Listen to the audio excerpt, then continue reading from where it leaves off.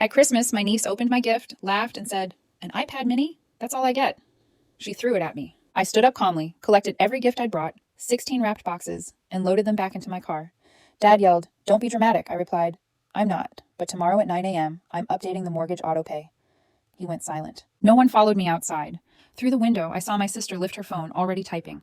My mom didn't move. Someone turned the music up, like noise could patch over what just happened.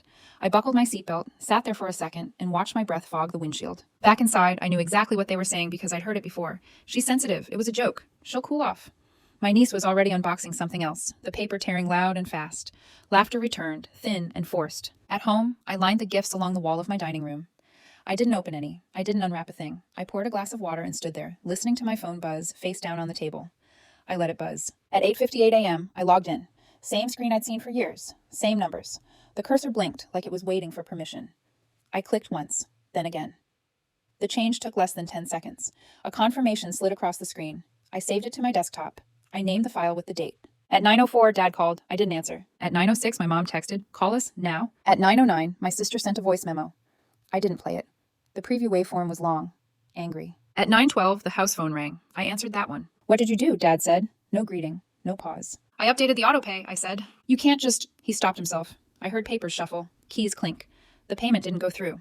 "That's right." My mom cut in, breathy and sharp. "Victoria, this is over the line." I looked at the confirmation on my screen. It's exactly the line. My sister's voice rose in the background. "Tell her she embarrassed my daughter." I waited. No one apologized. No one asked about the iPad. No one mentioned throwing it. Dad lowered his voice. "We'll talk about Christmas later. Fix this first." I smiled once, alone in my kitchen. "No." Silence. Then a sound I hadn't heard from him before. Fear. Thin and cracking. "You're serious," he said. "Yes." The call stopped after that. For an hour. Then two. Then my aunt called, cheerful at first, like she was checking in. When I didn't soften, her tone changed. "Families don't do this to each other." I said, "Families don't throw things and laugh." She hung up. That afternoon, a truck pulled into my parents' driveway. Not a tow truck. A courier. I watched the security cam feed my sister, forgot I still had access to.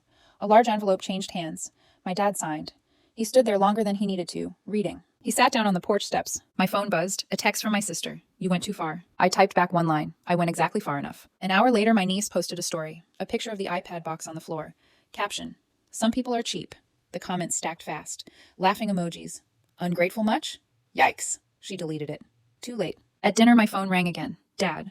I let it ring to voicemail. His message was short. "Call me. We need to fix this before it gets worse." I didn't call. That night, my mom tried another angle. A photo of the house. The porch light on. Caption: "This doesn't feel like Christmas." I set my phone down.